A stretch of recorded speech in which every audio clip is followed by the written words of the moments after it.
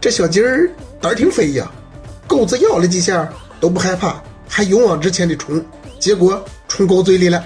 这下可完了。狗子这无辜的小表情，我就问你急不急？是你们想歪了，人家压根儿就没想吃。大家都是好朋友嘛。最后主人让他撒嘴，这才把小鸡吐出来，还挨了几下打。都投降了，打啥呀？